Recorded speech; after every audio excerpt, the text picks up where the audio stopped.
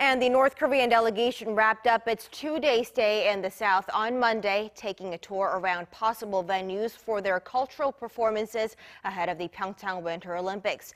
Now led by the country's most famous pop star Hyon Song-wol, they returned home late last night after checking out possible venues for their concerts.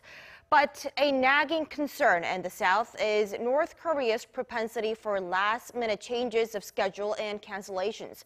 North Korea notified the South late last Friday that its delegation wouldn't be making the trip less than 12 hours after saying they were heading south. And then, with no explanation, the North rearranged the trip to Sunday. Now, such unpredictable nature of the North has raised some fresh questions about how Seoul should deal with Pyongyang in the long run. For more, our Lee Jung-yeon tells us. The North Korean pop icon and cultural delegate Hyon Song-wol has wrapped up inspections of facilities in South Korea where North Korean artists will be performing during the PyeongChang Winter Olympics. As per the agreements by the two Koreas in their high-level talks, this is one of the several inspections to be carried out in the coming days by both sides, in the North and the South. But it came after a sudden change of schedule by the North, which ended up sending its inspectors on Sunday rather than Saturday.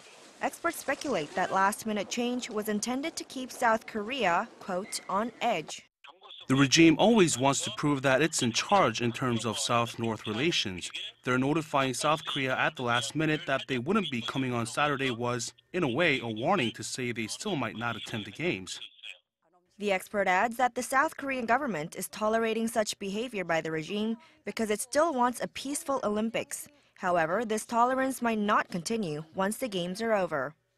Right now, our government's attitude is open because of the Olympics, but if North Korea doesn't show signs of denuclearization after it's done, there's not much more we can do to continue this dialogue.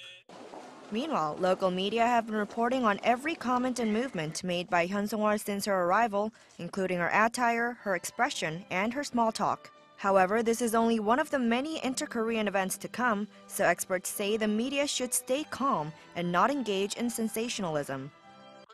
It's important to respect the South Korean people's right to know, but the media also has to refrain from subjective speculation about hidden agendas that could affect the games. They also caution the media against provoking divisions in public opinion to give the so-called Peace Olympics a chance to make permanent peace on the Korean peninsula. Lee Jung-yeon, Arirang News.